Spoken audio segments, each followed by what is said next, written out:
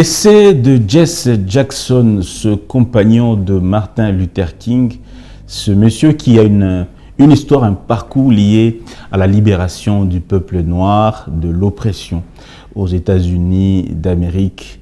L'homme est célébré un peu partout dans le monde.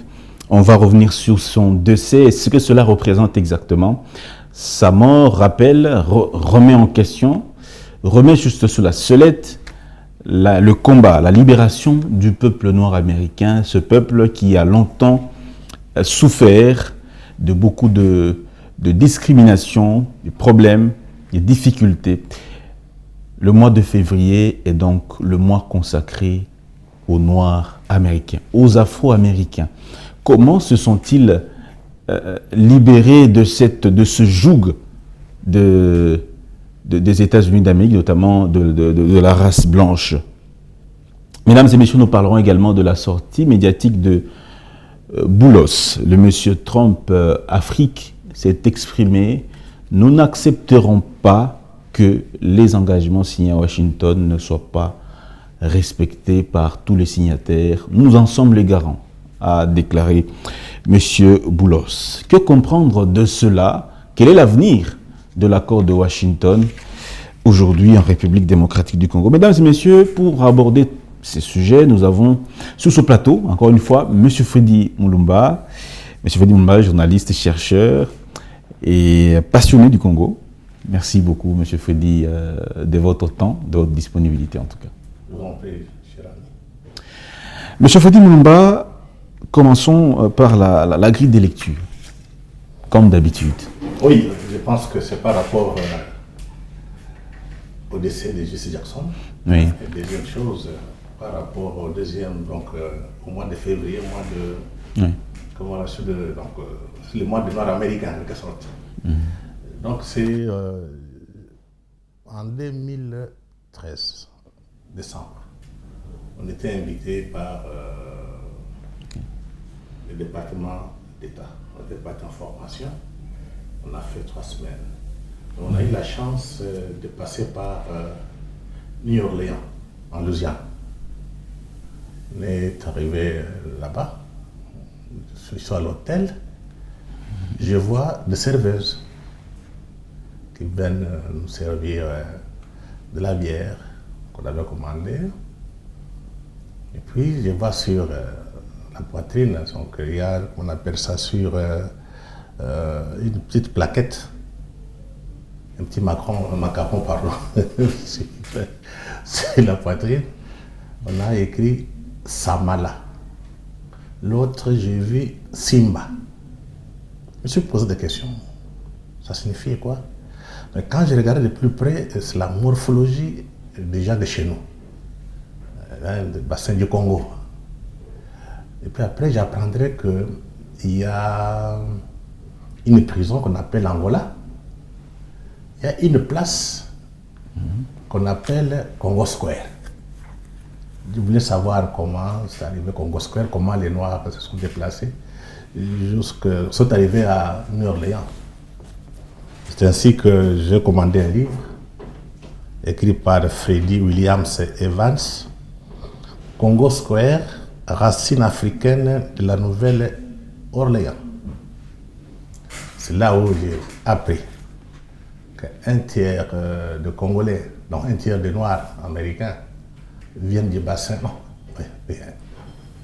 un quart nord-américain vient du bassin du Congo. Mais c'est à New Orleans, là où vous avez, je veux dire, la souche. Il y a beaucoup quand vous voyez même, ils ont les petites maisons héritées de l'esclavage avec des bananiers derrière. C'est comme vous êtes dans un village chez nous. Leur morphologie, c'était comme les Bakongo, les Baloubé, les autres. C'est ainsi que j'ai dit généralement à nos amis, le Congo est présent en Amérique. Et malheureusement, cette histoire n'est pas connue par les Congolais, par les Africains. J'ai vu dernièrement, Mike Tyson est arrivé ici, les gens étaient contents. On n'a pas expliqué qu'est-ce qui s'est passé réellement. Les aïeux de Mike Tyson sont partis là-bas comme esclaves. Ils ont été vendus. C'était la tête négrière. Ils ont travaillé dans des plantations. C'est possible qu'ils soient congolais Non, il est congolais, il a passé un test ADN, on a trouvé qu'il est congolais. C'est comme ça qu'il est venu ici. Et d'origine, non. Quand on dit congolais, c'est pas le Congo justement, l'Empire Congo, le Grand Congo, tous les bassins un peu du Congo en quelque sorte, jusqu'au Cameroun. Et puis, c'est là où j'ai appris quand même que comme les Noirs américains, donc ceux qui sont à Nord-Orléans, viennent du Congo, il y a un lien avec nous, en lisant un peu beaucoup de documents. Maintenant, je me suis aussi intéressé à la libération nord-américaine. Oui, mais il faut avant d'aller à la libération, disons, la souche des Congolais qui vit là-bas, déjà acculturés, les noms d'origine africaine sont déjà partis ou... Il n'y a pas de nom. Mais la plupart commencent maintenant à reprendre nos noms. D'ailleurs, il y a un responsable, un homme politique ou bien un fonctionnaire qui a pris le nom de Lumumba. Il est parti au tribunal, il a changé de nom, il s'appelle Lumumba, mais il est américain, nord-américain. Donc l'image de Lumumba est restée dans l'imaginaire, restée présente dans l'imaginaire nord-américain.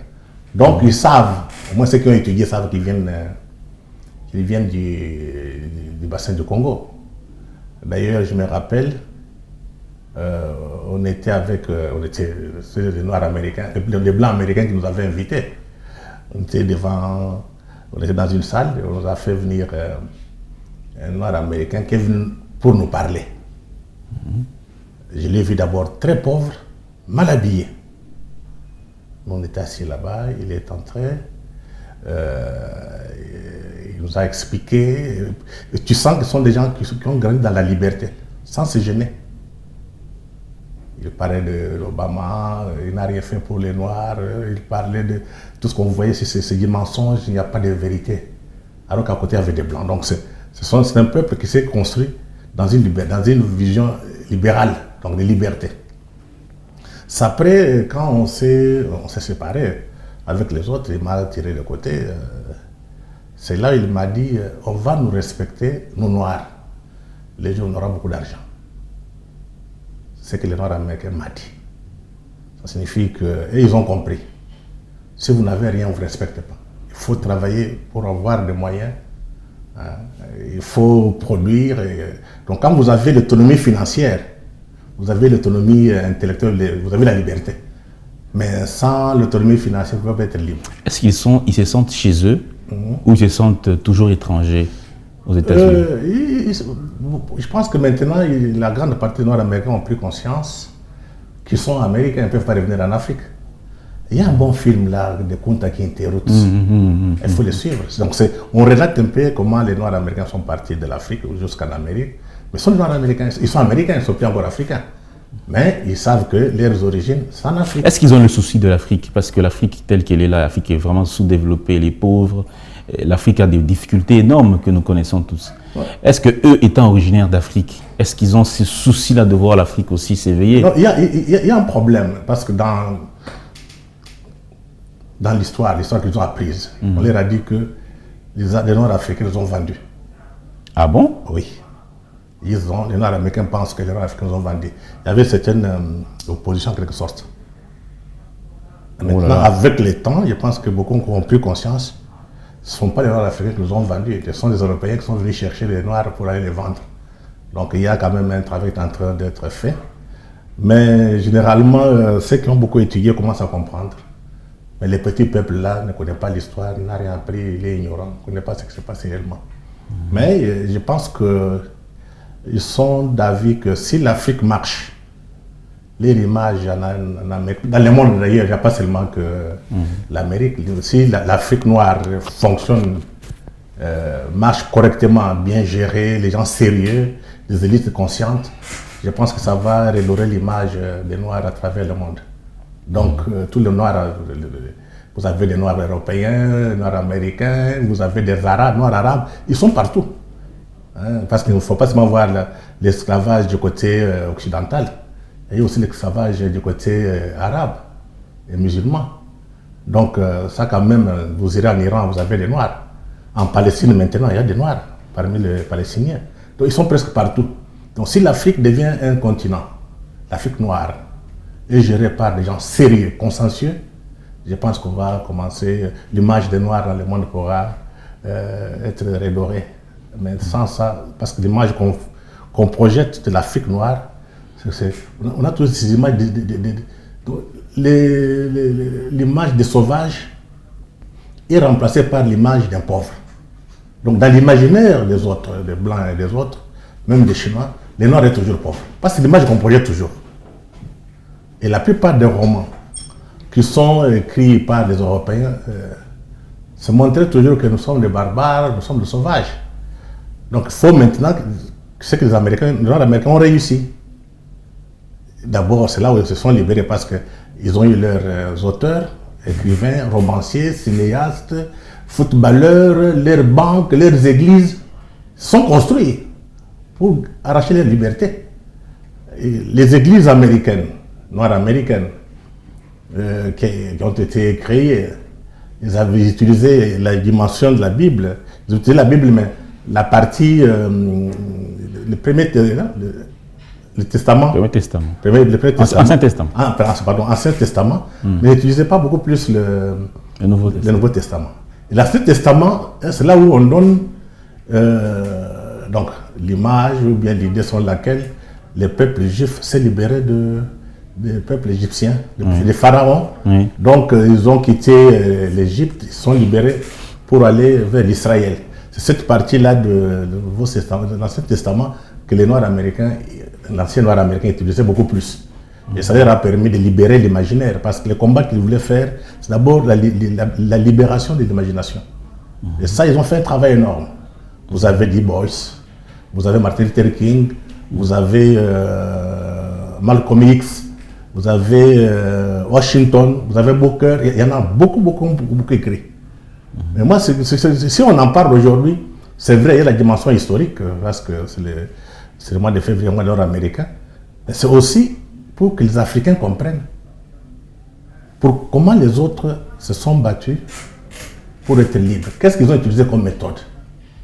Comme ça, on peut tirer les leçons des Noirs américains, du combat nord-américain, pour que l'Afrique noire se libère du jus des anciens colonialistes, mais aussi leurs propres frères, qui sont de nouveaux négriers, parce que quand vous partez dans la plupart des pays africains, les chefs d'État sont des Noirs. Mais ces Noirs-là répriment leur propre population. Ils pillent, ils tuent pour le compte des étrangers. Et surtout les anciennes colonies. Donc on préfère avoir des petits dictateurs passés par là. Et, ils travaillent pour les intérêts étrangers. Je pense que les combats nord-américains peuvent nous aider aujourd'hui, parce qu'on a vu Obama devenir premier président noir. On a vu Jesse Jackson, il était candidat. Et Jesse Jackson vient d'où? Il était à côté de Martin Luther King. Donc c'est un mouvement qui vient de loin. Et Martin Luther King, c'est un pasteur.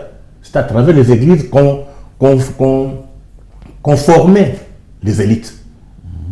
Mais quand vous venez chez nous, qu'est-ce qui se passe? Voilà, nous devons faire certaines études comparatives. Mais comment le Nord-américain a su se défaire de cette dictature, de ce joug de la domination? Par quel mécanisme cela? Je pense qu'il y a eu d'abord la guerre d'indépendance américaine. Les Nord-américains, en tant que militaires, soldats, ils ont beaucoup joué un grand rôle. Et après ça, il y a aussi la Constitution américaine qui met beaucoup plus d'importance sur la liberté. Parce que quand vous prenez la Constitution américaine, les premiers amendements parlent de la liberté d'expression. Vous voyez? Donc c'est un État construit sur base de la liberté. Donc pour un Américain, qu'il soit noir ou blanc, la liberté est sacrée. On ne touche pas ça. Voilà tout ce qu'on nous noirs africains, on peut tirer des noirs américains. Et sur base de ça, les noirs sont organisés. Ils ont produit des intellectuels qui ont étudié à Harvard, ils ont construit leurs propres universités. Donc c'est pour dire aux Africains noirs, la liberté a un prix, il faut se battre. La liberté s'arrache. Parce que quand on vient en Afrique, les Africains pensent que les étrangers viendront les libérer. Non. Les étrangers peuvent vous aider à vous libérer. Mais il faut que vous ayez la volonté de vous-même de vous libérer. Mais chez nous, non, en Afrique centrale, on attend qu'on fasse tout pour nous. L'essentiel pour un Africain congolais, c'est manger, boire, avoir une voiture. Mais le bien-être, quoi. Mais la notion de la liberté n'est pas ancrée dans notre culture. Dans notre culture. Donc, on a encore une culture d'esclaves. Mais comment comment nous continuons toujours d'avoir cette culture d'esclave pendant que nous sommes déjà indépendants, ça fait bientôt 66 ans. Comment nous continuons encore à garder cette culture d'esclave? C'est dû à quoi? Non, je pense que c'est lié d'abord au système politique. Il y a la colonisation. La colonisation construit des écoles. Et les écoles ont formé beaucoup plus de capitaines, non de leaders. Et quand vous regardez dans notre enseignement, notre éducation, on ne connaît même pas notre propre histoire. On ne connaît pas l'histoire de l'esclavage. Qu'est-ce qui s'est passé avec le monde occidental? Quand on a le contact avec le monde occidental, on parle moins de la colonisation, même aujourd'hui. Et quand vous regardez dans des pays africains, rares sont les pays noirs qui étudient l'histoire de l'Afrique. Il y a à peu près 8 tomes qui ont été publiés par l'UNESCO sur l'histoire de l'Afrique. Bon, toute l'Afrique, là. Il y a tout 8 tomes. C'est depuis 1965 qu'on avait lancé l'idée. Puis en 1974, il y a eu un débat en Égypte, au Caire. Après ça, on a publié les 8 tomes.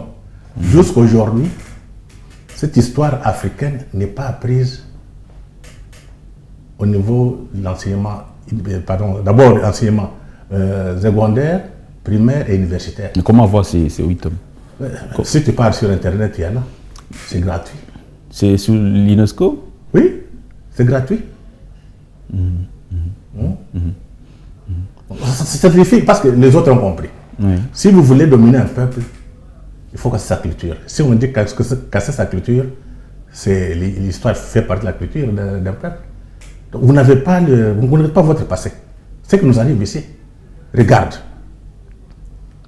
Depuis qu'on a été battu en 1492, vaincu par l'Occident, jusqu'à aujourd'hui, nous sommes restés dominés. Rares sont les intellectuels, des philosophes qui s'interrogent pourquoi on a été dominé, pourquoi on a été battu, vaincu, et pourquoi jusqu'à aujourd'hui, nous sommes restés dominés. Donc, sur le plan culturel, nous trouvons normal que d'autres peuples viennent nous dominer, nous diriger. Même les Indiens qui viennent ici. Oui, les Indiens font la même chose, les Chinois. C'est ça ma crainte aujourd'hui. Comme on a cette culture d'esclaves qui a marqué notre imaginaire jusqu'à aujourd'hui, demain, les Européens qui nous ont dominés, pendant 5 siècles, vont partir.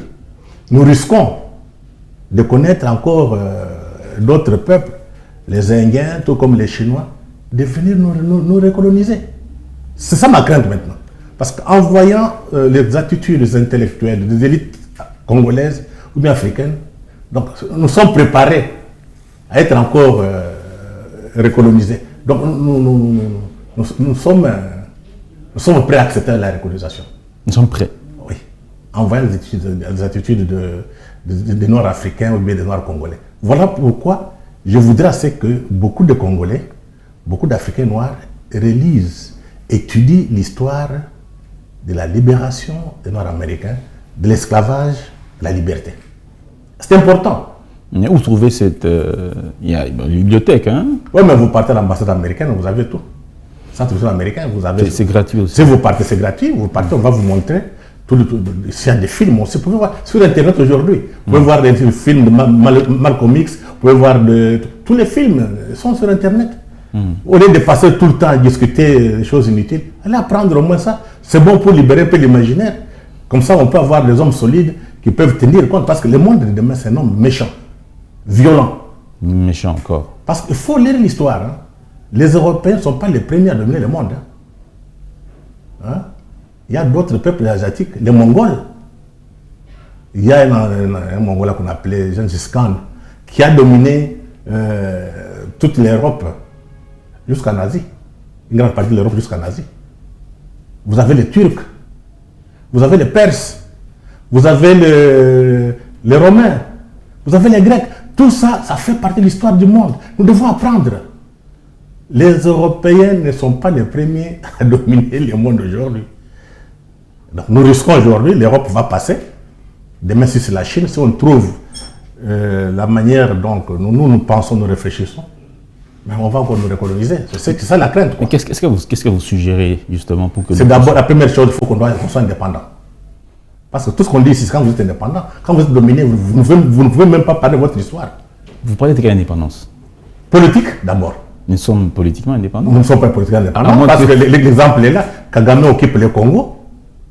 Est-ce que nous sommes capables de les chasser? Qui interviennent? Les Américains. Ils ne sont pas indépendants. Donc la première chose à faire, c'est chercher l'indépendance. Dès qu'on est indépendant, nous définissons ce que nous voulons avoir comme société.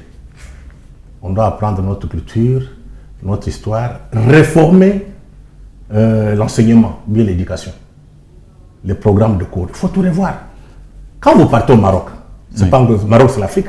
Oui. Les Marocains apprennent leur propre histoire. Nous aussi, on apprend notre propre histoire. Laquelle découverte de l'embouchure de fleurs. Oui, mais qui a écrit ça pour vous? Pas des Gokao. Qui a écrit? Ce ne sont pas les Européens? Hein? Ce ne sont pas les Européens? Les drames, c'est quoi? Nous ne pensons pas que pour être libre, il faut se battre. La liberté a un prix.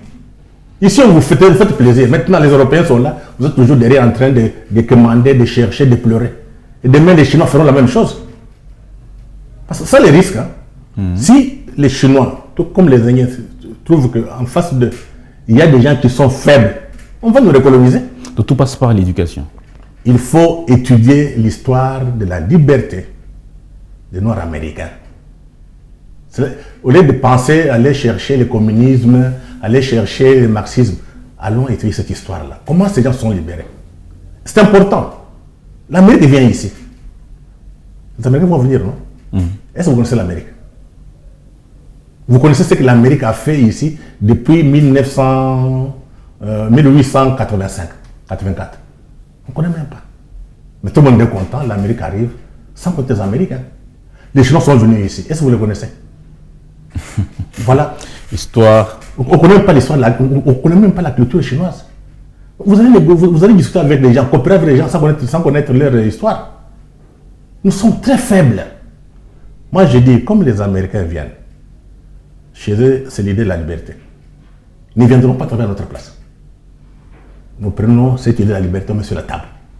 D'abord, la liberté intellectuelle à penser. Liberté économique, liberté d'expression. Ça viendra de nous, pas des Américains. Si on ne fait rien, on va nous recoloniser. Ah, ça, c'est très sûr. Quand ils verront que vous êtes... tu vois, par exemple, le pays est occupé, vous vous battez pour vous partager le pouvoir. Ils vont faire quoi? Comme ces gens sont presque idiots, on fait comment? Et partager le pouvoir, nous prenons les minéraux. On va nous laisser dans ce désordre pendant longtemps. Donc nous avons notre destin à nous aujourd'hui. Si nous voulons demain que le Congo soit debout, nous avons notre destin à main. Donc nous devons nous organiser, comme les Américains viennent. Donc on ne soit pas naïfs. Qu'on prenne la partie de Mobutu, parce que Mobutu est arrivé au pouvoir grâce à l'Amérique, grâce aux Américains, et comment ils sont terminés. Comment Mobutu a terminé. Nous devons étudier toute cette histoire-là, nos rapports, les relations avec les Américains. Je te prends un exemple. J'étais quelque part, on me dit que Mandela a parlé à Mobutu et à Kabila père, Mouzé, à huis clos. Ils étaient à trois.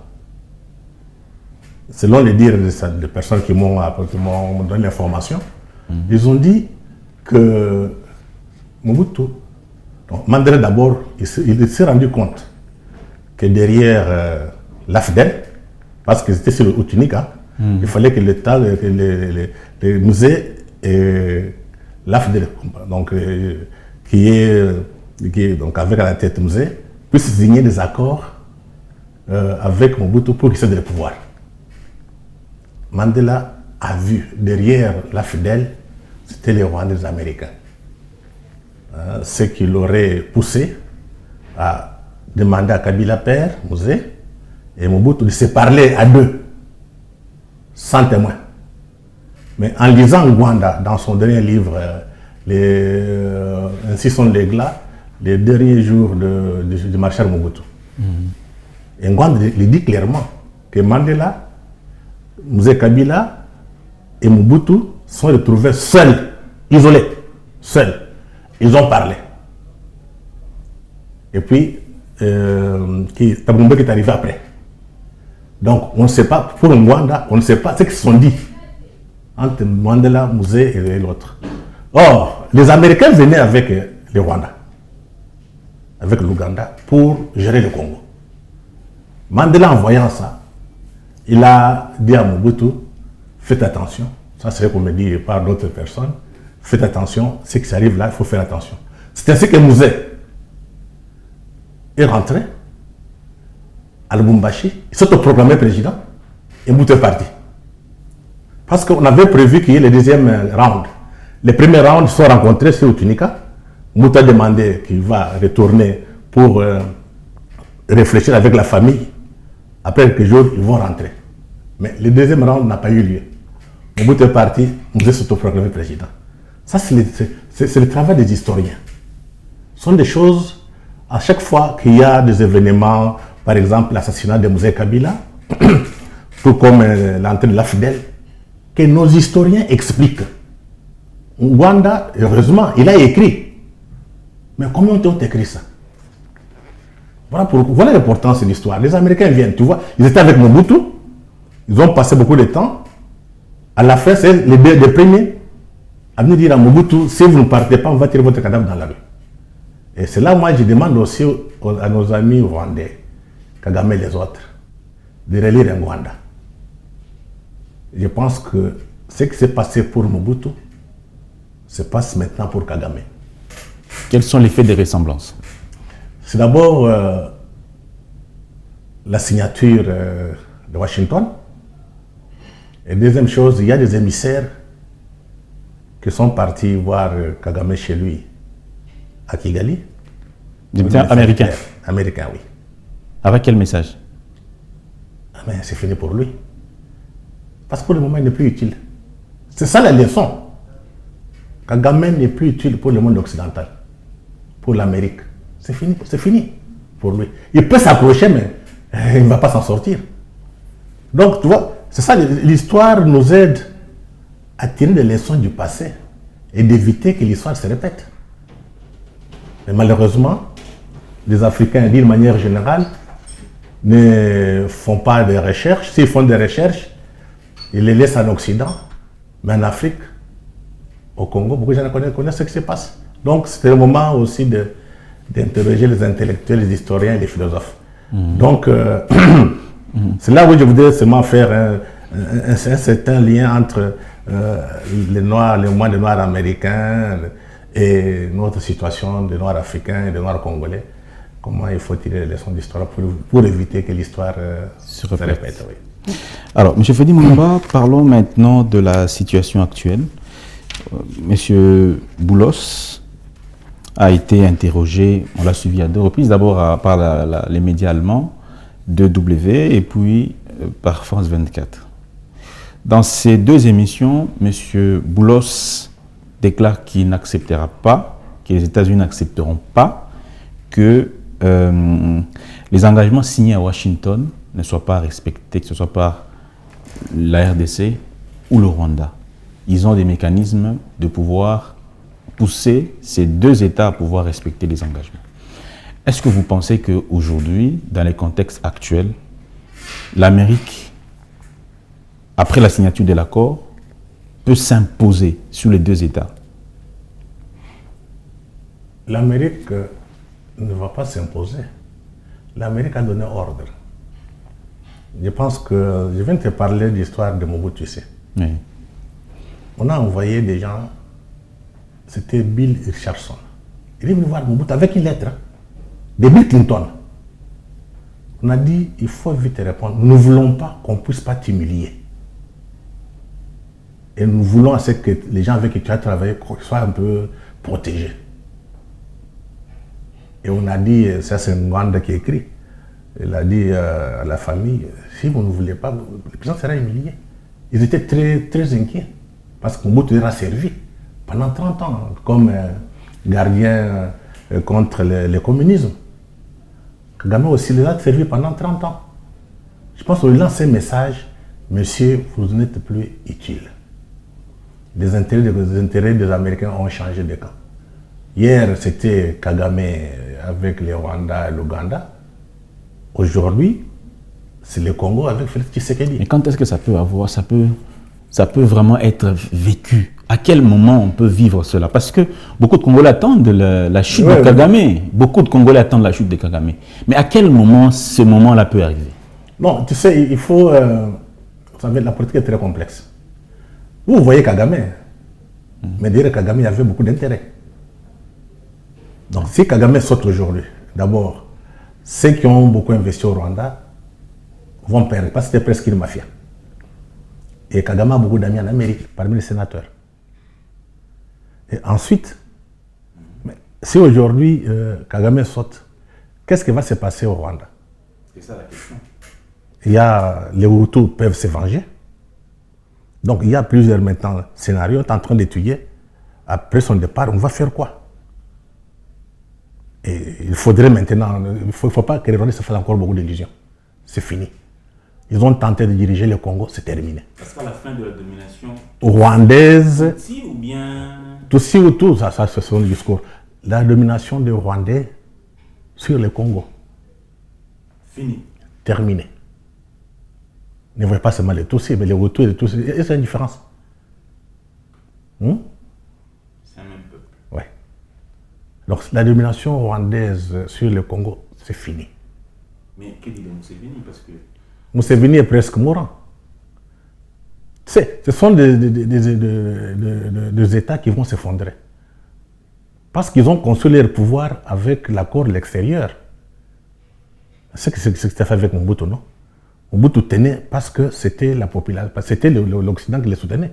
Mais sur le plan interne, il n'y avait pas de soutien. Voilà comment c'est comme ça qu'il s'est effondré. Maintenant, on voit que vous êtes menacé par la population, on ne veut pas vous garder. C'est le cas de Kagame. Le cas de Museveni, c'est fini. Mais ça signifie quoi? Il y aura une certaine reconfiguration des frontières en Afrique centrale. Il faut s'attendre à ça.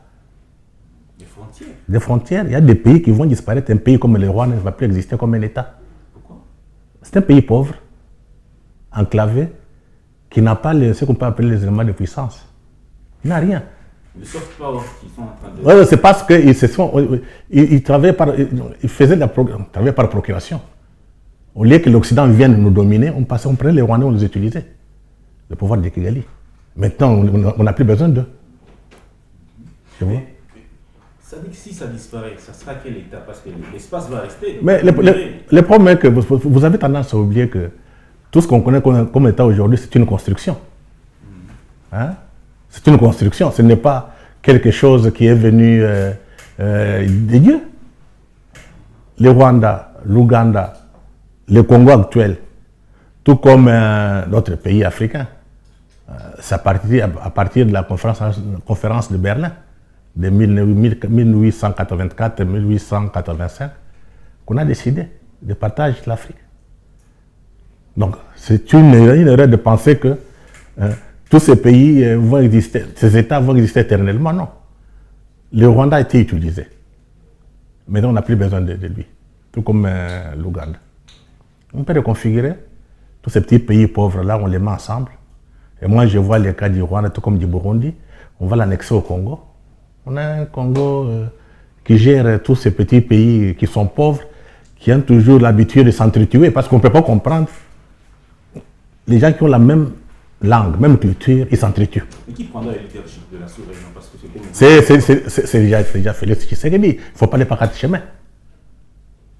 C'est Félix Tshisekedi qui va prendre le leadership de l'Afrique centrale. Il ne le fait pas parce qu'il est Tshisekedi. C'est parce que le Congo a des éléments de puissance. Nous avons une population. Le contexte n'est pas du tout le même. J'ai dit, c'est pas, nous avons une population. Parce qu'il faut poser la question, quels sont les éléments qui font à ce qu'un État soit puissant? Vous avez la géographie. Nous sommes au cœur de l'Afrique. Vous avez la population, 120 millions d'habitants. Nous avons les richesses. Toutes les richesses du monde, on en a. Mais ce qui nous manquait, savoir deux éléments. Avoir une élite qui a la volonté de puissance. Une élite qui a l'ambition de grandeur. Mais tout est construction. Aujourd'hui, avec la vision que le président Tshisekedi a, sa manière de se faire, de se comporter, s'il y a des élites de qualité qui vont l'entourer, je pense que nous allons gérer toute l'Afrique centrale sans problème. Mais s'il y a des élites de mauvaise qualité, médiocres, et là, il ne faut pas espérer que le Congo va jouer le rôle d'un État puissant en Afrique centrale. Donc, tout dépend actuellement, là, tout dépend de la qualité de notre classe politique, de nos élites. Parce qu'il ne faut pas seulement voir la classe politique. Vous avez les religieux, vous avez les chefs coutumiers, vous avez les musiciens, vous avez les philosophes, vous avez tout le monde. Je peux parler des élites d'une manière collective. Si vous avez des meilleures élites de qualité, je pense qu'on peut... Est-ce qu'au niveau interne, on est conscient de ces enjeux-là? Au niveau interne de tous les Congolais, au niveau de l'élite d'abord, est-ce que nous sommes conscients de ces enjeux-là au niveau de la sous-région? Non, il faut dire que trop peu de gens, trop peu d'élites congolaises a une conscience. Trop peu? Trop peu. Parce que la conscience vient d'où? C'est de l'histoire d'abord et de la philosophie. Vous avez des élites qui ne connaissent pas leur propre histoire. Et deuxième chose, des élites qui aiment la jouissance. Des élites qui n'ont pas, je dirais, un peu une pensée. Donc, je peux dire qu'il y a un déficit de la pensée ici. Donc, quand vous parlez, il faut être un peu peut-être précis quand on parle pour ne pas tomber dans la philosophie. Philosophie, oui. Oui. Et tu prends l'exemple comme la Russie. La Russie a connu de grandes difficultés juste quand l'URSS s'est effondré avec Gorbatchev. Et qui est apparu, c'est Boris Eltsine. C'était un fanfaron, il prenait la bière, il était toujours ivre, il n'était pas stable. Mais il a eu la chance d'avoir une élite de qualité. Ça, c'est une carrière dans cause, qui est aussi ukrainienne ou bien russe, qui a démontré que c'est grâce aux élites de qualité russes qui fait que la Russie a, comment dirais-je, a émergé après le déclin de l'URSS. C'est ainsi que vous avez vu Poutine sortir. Poutine n'est pas seul. Derrière Poutine, vous avez des physiciens, vous avez des religieux, vous avez des philosophes, vous avez des élites de qualité qui tiennent le système de la Russie aujourd'hui. Donc si la Russie n'avait pas des gens de qualité, des élites de qualité, n'allait pas émerger, c'était un effondrement total. Donc c'est pour vous dire que nous pouvons aussi faire la même chose, mais à condition qu'on ait des élites de qualité. Ça signifie que des grands philosophes, il y en a, mais abandonnés. Si vous partez au département de philosophie, il n'y a même pas d'étudiants. Vous partez au département des sciences, il n'y a pas d'étudiants. On a besoin de qui? Des ingénieurs ou des philosophes? Pour le moment, on a besoin de deux. Ingénieurs et philosophes. Parce qu'on n'a pas de pensée. Je te prends l'exemple. Le président chinois vient de lancer une initiative pour la civilisation mondiale. Donc, chaque civilisation va mettre ses valeurs sur la place publique. Nous allons mettre quoi? La danse? Les mensonges? Voilà l'importance de la philosophie. Des penseurs, ils sont là.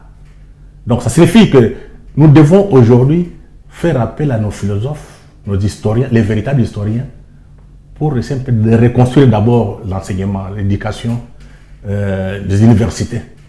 Et puis ensuite, au même moment, aller chercher la science ailleurs. C'est comme ça qu'une société se construit. Mais si nous ignorons la science, on ignore la philosophie, on n'ira nulle part. Tu vois, nos débats sont vides. Sur le plan intellectuel, quand vous suivez nos débats, soit on copie aveuglément l'Occident, on ne connaît pas la Chine, on ne connaît pas l'Amérique. Donc c'est le moment que le Congo peut saisir pour reconstruire un autre imaginaire grâce à l'histoire, grâce à la philosophie, grâce à la géographie, mais aussi aller emprunter la science à l'extérieur. regardez dans notre histoire, les autres ont connu la révolution commerciale. C'était la première révolution qui a donné naissance au capitalisme. Ils sont partis en Chine, les Européens. Poudre à canon. Ils ont eu la boussole. Ils ont eu l'imprimerie. Ils ont modernisé, innové. Avec ça, ils ont dominé le monde. Après ça, vous avez une deuxième phase du capitalisme. Vous avez la colonisation. C'est dû à quoi? C'est à cause de l'industrialisation. L'Angleterre est à Paris et s'est imposée avec l'Occident. Maintenant, nous sommes dans une troisième phase de la révolution du capitalisme. C'est la révolution du numérique et des nouvelles technologies, innovations. Nous sommes où? Voilà nos problèmes, nos débats. On a raté la révolution commerciale, on connaît la conséquence, esclavage, tête négrière, on nous a vendus. On a raté la révolution industrielle, conséquence, on nous a colonisés. Et de même jusqu'à aujourd'hui. Maintenant, il y a une troisième révolution, la révolution du numérique.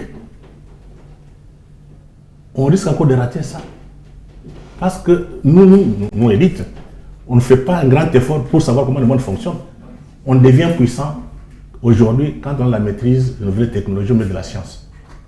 L'Iran est là. Vous avez vu qu'il a tenu tête. Et quand on vous donne le nombre d'ingénieurs iraniens par an, c'est plus que la France. La Chine est là. Quand on vous donne le nombre d'ingénieurs, c'est plus que l'Amérique. Ça ne vous dit rien. Donc, vous voulez faire des débats sur ça. Vous dites, oh non, on va se partager les pouvoirs et nous avons, et non, on doit revoir la Constitution. Il y a un problème. On parle de dialogue déjà aujourd'hui, un interne dialogue pour penser déjà. Est-ce que le dialogue, c'est ça le problème. C'est ce que j'ai dit, que nous sommes à côté de la plaque. Ce n'est pas le dialogue qui va régler les problèmes. On en a fait pendant combien de temps? Mais il faut qu'on soit d'abord unis en interne. J'ai dit que ça fait combien de temps? Si nous ne sommes pas unis, comment nous allons relever tous ces C'est ça le problème de l'histoire. Ouais. On a fait des dialogues depuis la conférence souveraine. Est-ce qu'on peut donner les résultats? Tout le monde qui parle là, ils étaient à la conférence souveraine. Ça donnait quels résultats? Voilà les problèmes chez nous. Voilà les déficits de la pensée. Là, on a des peuples, des élites lucides. C'est interroger l'histoire. Tirer des leçons. On ne tire aucune leçon. On répète même les mêmes histoires là. Allons dialoguer. Pour faire quoi avec? Mais selon certains, le dialogue, c'est aussi... les Africains sont cette coutume-là, l'arbre pas l'arbre. Quelle coutume on vous a vendu comme esclave? Vous n'êtes pas conscient. Est-ce que vous pouvez vous poser la question, pourquoi quelqu'un qui est des Noirs, qui souffre jusqu'au jour dans le monde, vous partez en Inde, celui qui a cette place, cette peau noire ici, est mal vu. Vous partez en Europe là-bas, même en Amérique, partout. Ça vous vous ne savez pas vous interroger? Hein? Il y a un problème de fond, je ne sais pas. On laissera l'histoire écrire, l'histoire viendra écrire. Mais c'est que vrai qu'avec une nouvelle mutation géopolitique, mais aussi avec l'imitation de nouvelles technologies, les élites, les peuples qui sont éveillés, lucides, vont se libérer. Mais nous nous embrouillons là. Hein, on ne sait pas qu'est-ce qui est essentiel, qu'est-ce qui est accessoire. Mais aussi la gouvernance. La gouvernance, c'est où? La gouvernance, toutes ces ressources humaines. Mais les ressources humaines sont pillées par l'Occident. Pourquoi toutes ces guerres ici? Qui pille? Ce n'est pas l'Occident. Voilà notre grande difficulté. Il faut savoir qu'est-ce qui est essentiel, qu'est-ce qui est accessoire. Quand vous partez avec les marxistes, quelle est la contradiction principale et la contradiction secondaire? Nous sommes un pays occupé, pillé, une population appauvrie. On doit se poser la question, pourquoi? Donc la première question à se poser, c'est le pourquoi. Quand on va commencer à comprendre le pourquoi, on peut parler reste là, dialogue, ça va venir de soi. Votre regard sur l'Église, comment l'Église doit-elle se comporter pour justement aider le pays? Parce que vous avez dit que les Américains se sont servis de l'Ancien Testament. Exact, oui. Oui, mais l'Église du Congo, comment peut-elle aider le peuple à prendre conscience? Moi, je pense que l'Église est mal partie. C'est depuis d'abord quand on a eu les contacts entre l'Occident, l'Europe et nous. Dans l'ancien royaume Congo, il y a eu les contacts avec les prêtres capucins. Les capucins. C'était les premiers à vendre les noirs. Oui. Les prêtres noirs. Oui. Ils ont vendu leur Traite négrière, oui. Les capucins sont les premiers à venir nous convertir Alfonso Ier. C'est les premiers qui ont mis des désordres dans l'ancien Royaume Congo. Ça, c'est l'histoire. C'est la même église, quand on a construit l'État indépendant du Congo, ça fait partie de ce qu'on appelle la Trinité coloniale. Vous avez l'église catholique, vous avez les mines, donc les trusts, les multinationales, et vous avez l'administration coloniale. C'est ce qu'on appelle Trinité coloniale. L'église est dedans. Donc pour le moment, l'église pense, l'église catholique congolaise, qu'elle a droit à la politique. C'est à partir de la colonisation. Parce qu'elle était actrice. C'est grâce à l'église qu'on a rendu notre peuple, comment dirais-je, qui pouvait être notre peuple d'accepter la colonisation. C'est grâce à l'église. Qu'est-ce qu'on vous disait? Si on frappe ici, il faut donner l'autre jour. Mais c'est biblique ça. C'est biblique, mais mal interprété. Et qu'est-ce qu'on disait encore? Heureux les peuples. Et les pauvres, ils hériteront le royaume du ciel. Donc vous êtes pauvres ici, mais au ciel, vous serez riches. Vous voyez un peu, tout ça, ça préparait notre peuple à être docile. Voilà pourquoi l'Église ne peut pas se réformer. C'est impossible. Il ne faut pas demander des miracles à l'Église. Mais l'Église est toujours dans ces travers-là aujourd'hui, aujourd'hui. Ça a changé où? Ça a changé où? Regardez depuis la conférence nationale souveraine.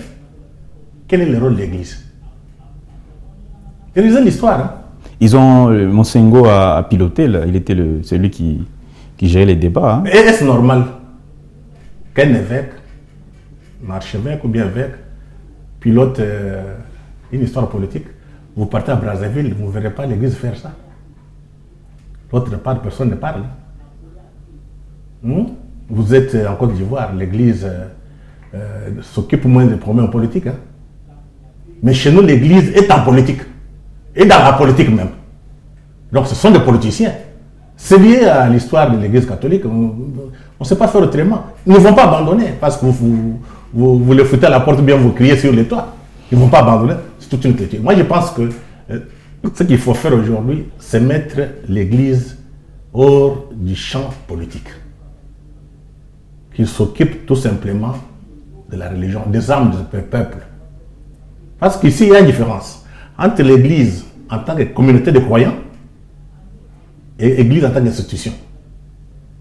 Institution politique, parce que l'Église en tant qu'institution dépend du Vatican. Le Vatican, c'est un État. Avant de voir la dimension religieuse, c'est un État. Donc, ils se comportent comme des hommes politiques. Il ne faut pas chercher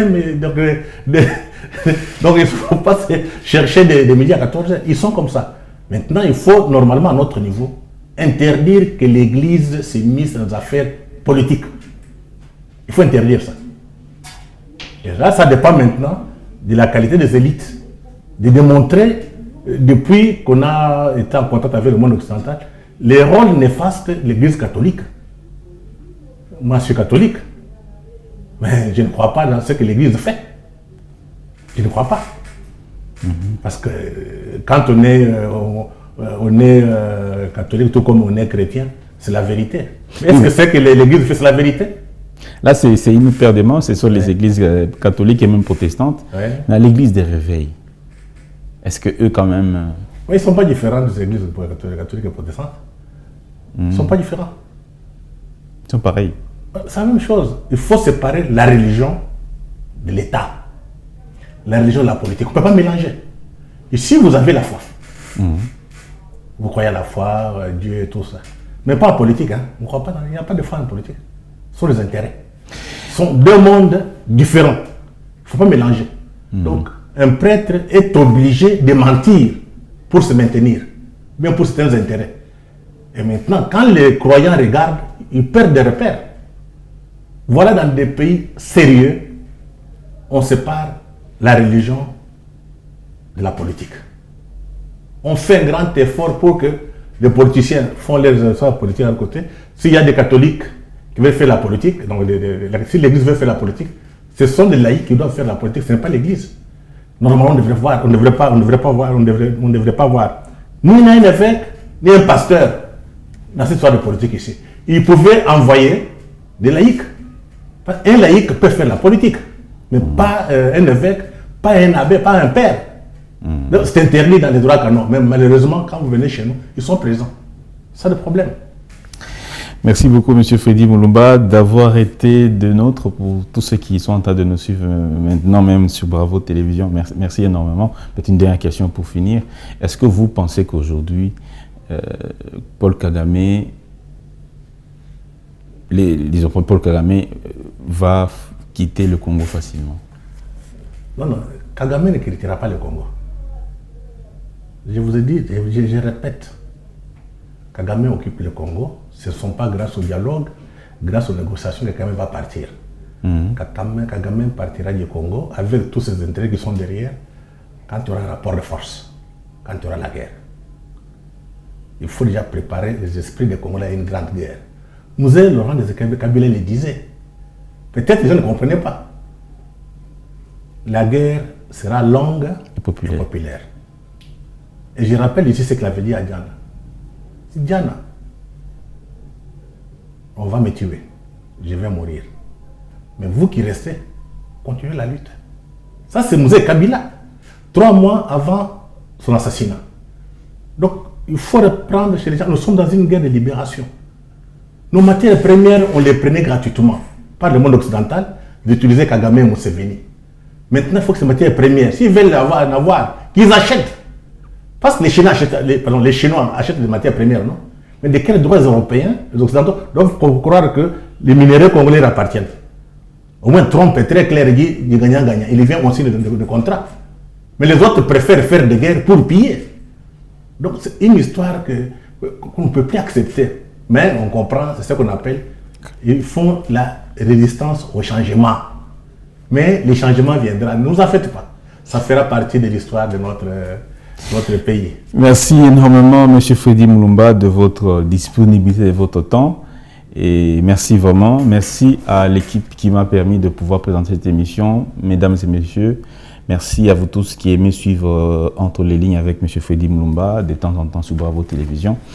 On espère que vous êtes suffisamment édifiés. Salutations au directeur général, M. Honoré Kabongo. Merci à vous tous qui aimez suivre toujours votre chaîne Bravo, la chaîne de la génération digitale. Au revoir.